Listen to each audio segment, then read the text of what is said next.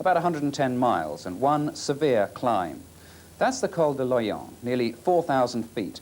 But there are other climbs too, as you can see, and one startling descent. So the riders very much up and down throughout the day, just like the Grand Old Duke of York. Well, let's find out how they managed as we join our commentators Paul Sherwin and Phil Liggett. And Nick, as you join us again, we're back on the route of the Tour de France after the rest day in Alpe d'Huez, and Julian Gorospe of Spain is our leader on the foothill slopes of the Col de Loyans. This is the rider in second place, but would you believe he's over 10 minutes behind Gorospe at the moment, Luis Herrera, and Herrera was the winner of this stage into Saint-Étienne last year. There is confirmation, not quite 10 minutes in fact, 9.5. It's a long, long way for Herrera to have to make up on this climb, but this young man from Bogota is a marvellous climber, and this Tour de France for him has been so disappointing. He almost abandoned on the climb of Alpe d'Huez, and he actually said, I wish I had during the rest day yesterday. But here he is, he's been talked around by his manager, Raphael Geminion. He's psyched up to come out and show that he is a good climber and he can still get something out of this Tour de France. Well, Paul, it's our first chance to see Herrera really in action this year, isn't it? Well, it's interesting to note that it's the same climb where Herrera attacked last year to win the stage into Saint-Étienne. And although Gorospe is something like 9 minutes in front of Herrera, there's still the possibility that Herrera can close this gap, because being such a fantastic climber, he can possibly pull back 40 seconds every kilometre on Gorospe, who's been away for a long, long time. So if Herrera can catch Gorospe before the summit, Herrera could do a fantastic ride here and get away to win again in Saint-Étienne. So steady pace-making by Gorospe on the front. A good day, Paul, to choose to try and attack? Well, the day after the rest day is always a very good day to choose to attack, because some riders have well recovered on the rest day and other riders got very sore legs, because instead of being very serious and staying in bed and looking after themselves, they think, oh, well, it's the rest day, I'll go and have a look at the shops, I'll have a walk around. And the next day they get back in the saddle and the legs really do hurt. Well, Paul Sherwin had the chance on the rest day to ride Alpe d'Huez with some of the riders in the Tour. And fortunately for Paul, they didn't want to go too hard yesterday, but he did find out quite a lot of useful information. Alain Bondu, I think, Paul, was saying that he felt Hinault could still win this race. Yeah, well, he knows Bernard Hinault very well, and he was saying that although everything seems to be glorious between Hinault and Greg LeMond again, Hinault's got a secret desire to win the Tour for the 6th time, and he would like to take LeMond on. Although he says in the press that he's only going to take him on in the time trial. I could see Hinault trying to get rid of Greg LeMond on this descent, for instance, down into Saint-Étienne, because the other day Greg LeMond had a great deal of difficulty following Hinault down the descent. So if Hinault can force Greg to chase him down the descent, he might try and force him to crash, or that's the way the situation is at the moment, that Hinault would almost do anything to win this 6th Tour de France. And Hinault is one of those great descenders, one of those few men that can go round these hairpin bends at high speed without overshooting and descending directly to the valleys below. That in itself has been done before in the Tour de France. And LeMond is going to have to take risks, I think, to keep up with Hinault today. And, of course, the terrible climb of the Puy-de-Dôme, the volcanic mountain in the middle of France, is still to come. There's no end to the mountains in this year's Tour, without doubt the hardest. And I've never seen so many riders dragging their feet around Alpe d'Huez yesterday, because they are absolutely shattered. We're sorry a little bit about the picture breakup we occasionally get. We are in one of those few climbs in France where we climb amongst the trees, and this does stop our cameras beaming up the signal to the helicopter, and occasionally we do get this flickering of the picture. Nonetheless, Phil Anderson here has come up on Gilles Mars. So Anderson, who started this Tour below form, he was 5th last year, is now coming back onto form. Anderson, as you can see, 74 minutes behind Greg LeMond this year, and that is a most unusual situation for Anderson to be in. He's pursuing here Luis Herrera. Herrera still ahead of the field by approaching 2 minutes, and of course Julian Gorospe is up front by the best part of 10. Well, that's the peloton, that's the main field at 6 minutes 30, so it looks as though Gorospe, Paul, is actually struggling on this climb, and that everybody behind is closing up. It could be a good finish today. Well, Gorospe's been away for a long time now, and this is a very, very hard climb, this climb up the Col de Loyans. But if Gorospe can hold out and have something like a minute and a half in hand at the top, he stands a reasonable chance of staying away. And it looks like the bunch has come up to catch Phil Anderson here as well, who tried to counter-attack. So we've just got 2 men on the road in front of this bunch now. We've got Julian Gorospe, followed by Luis Herrera. But as I was saying, if Gorospe can get to the top of this climb with a minute and a half, he stands a very good chance of winning the stage, because the last 20 kilometres is nearly all downhill, and nobody's going to take very much time back on Gorospe if he can get over the top of this hill with just a minimum of a lead.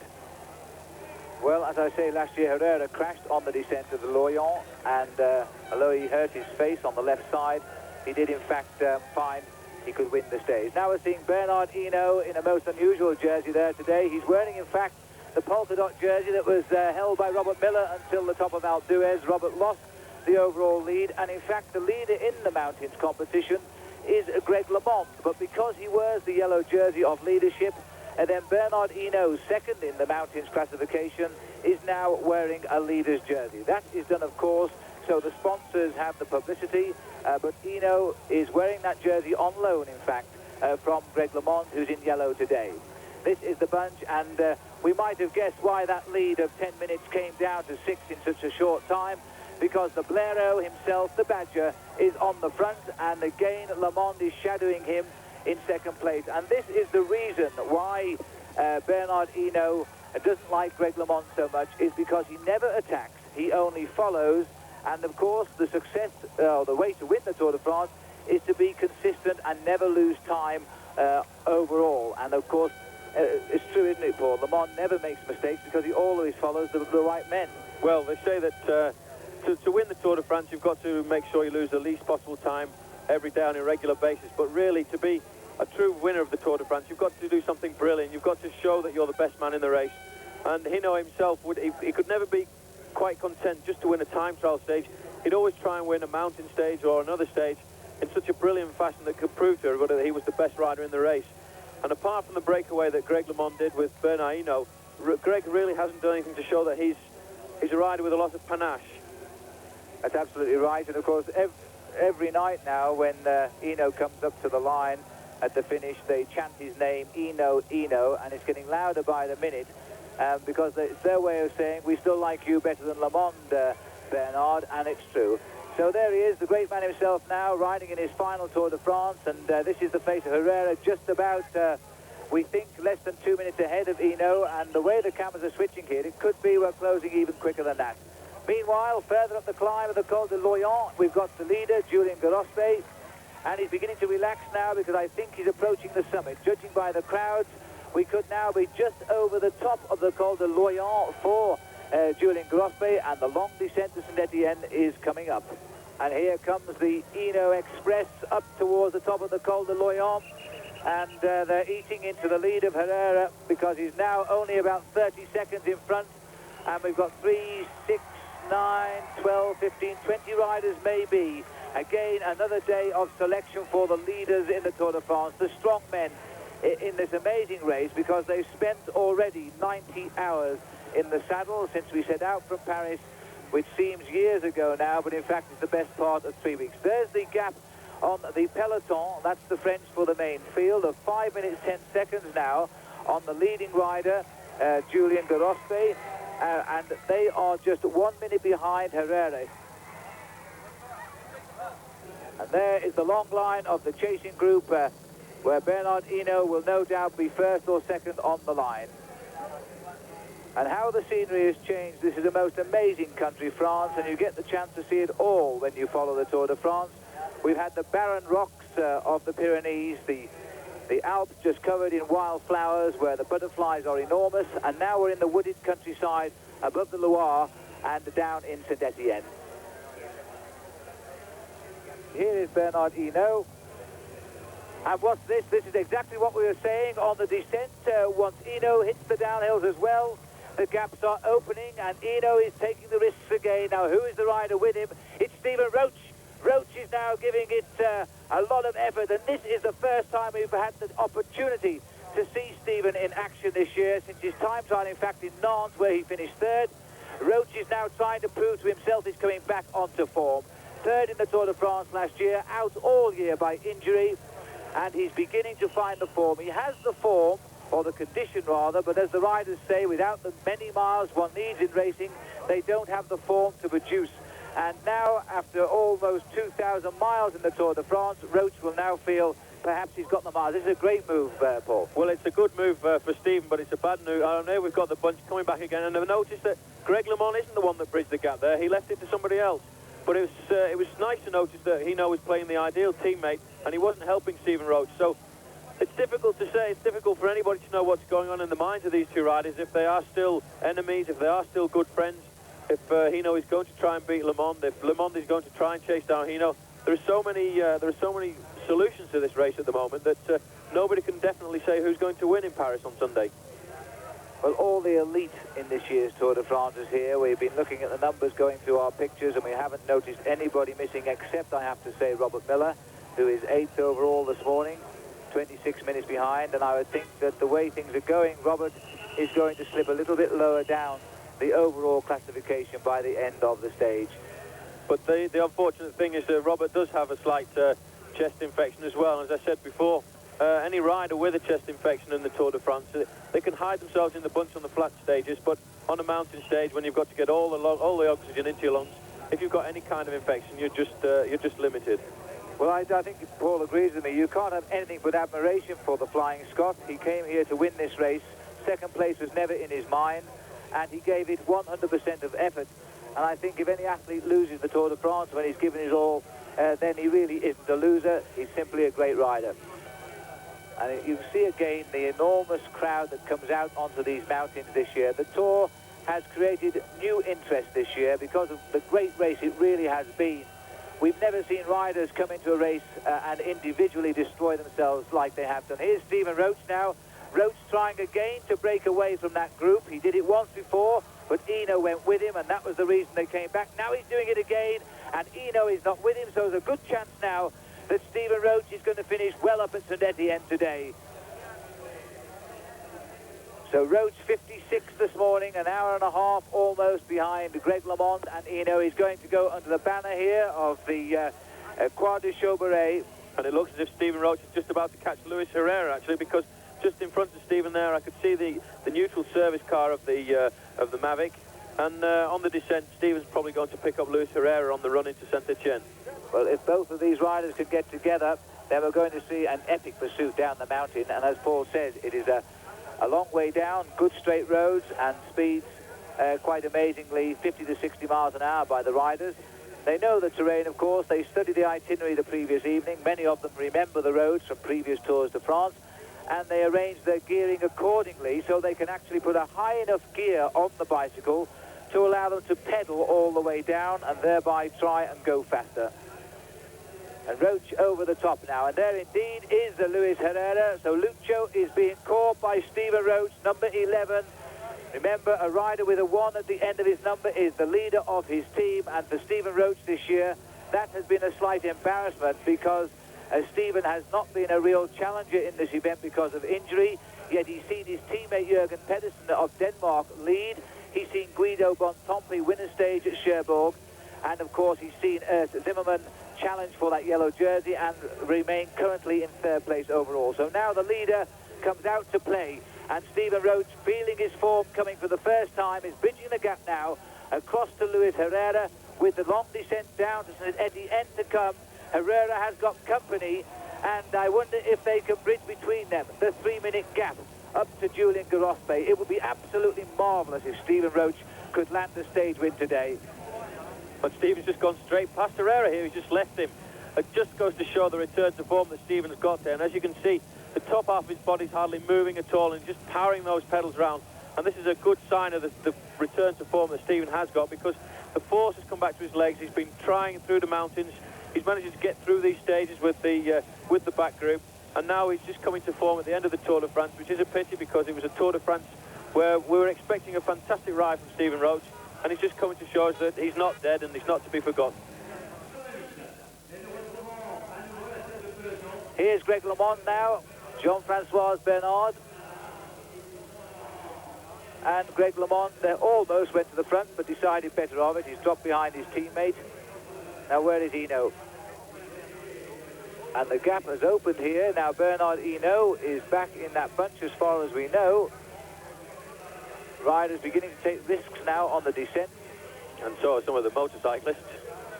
That's one of the big dangers of these descents, because the motorcyclists carrying the photographers and the film crews, they want to get the best pictures, so they get in as close as possible sometimes with risk to the rider, and they don't sometimes they don't seem to be worried. As long as they get the good pictures, that's the most important thing to them. Yes, it's an amazing event, but of course to referee this event and to transmit it to television screens and of course for the newspapers, there are 2,500 people on the Tour de France, and there's only 135 of them riding a bike today. So you can see now as they go down, I was looking at that bunch here, we're looking at a group of riders here led by Greg LeMond at speeds now up to 40 miles an hour. I did catch sight of Robert Miller in this chasing group. They've caught Stephen Roach, and LeMond has come right upon Roach, and it looks as though Jean-Francois has gone clear here.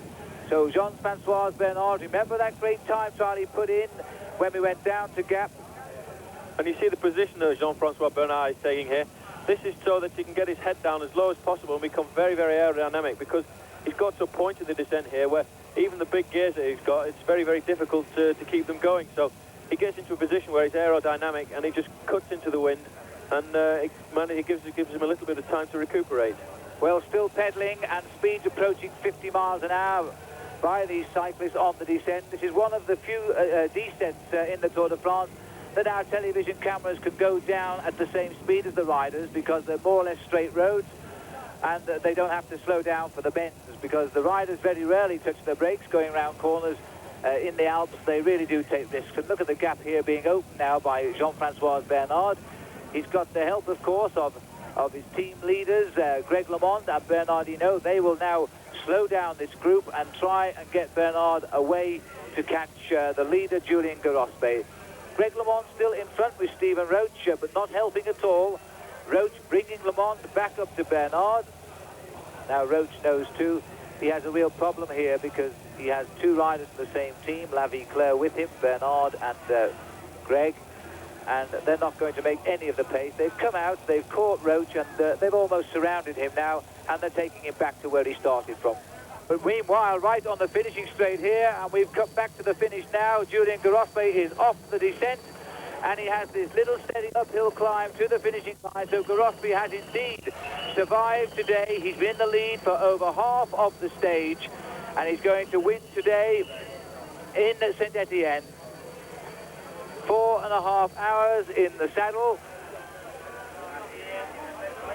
And this will be a great result for Garospe, because this is the capital of the cycle industry, and he rides for the Reynolds team.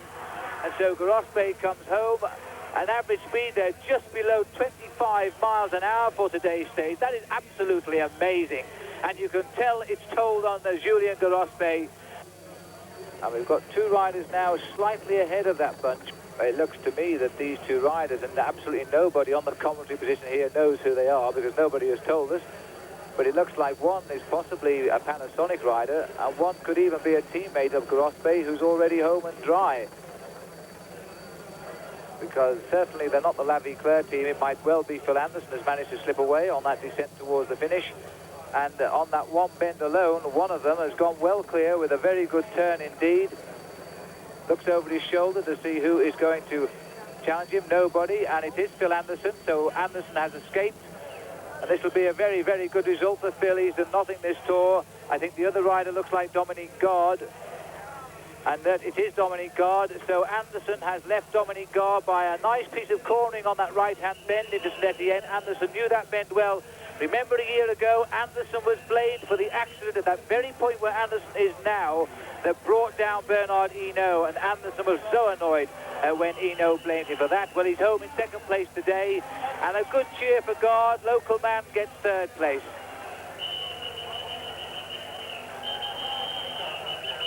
And now the pack comes home, some 40 or 50 men fighting out the finishing line today. Zimmerman eases up, and a nice wave on the line there. He hasn't won though, and he might well think he has. It was Willem van Einde. Wouldn't surprise me if he thinks he was better than fourth on the day, because they often make the mistake. And the pack is in, and I'm afraid I've got to say that Robert Miller is not in that group and will lose ground overall today. So Julien Garospe takes the stage from Phil Anderson of Australia. Good to see him still showing. with Dominic Gard in third place. But Anderson's teammate, Robert Miller, trailed in way down the field again, obviously still suffering. Home trial today.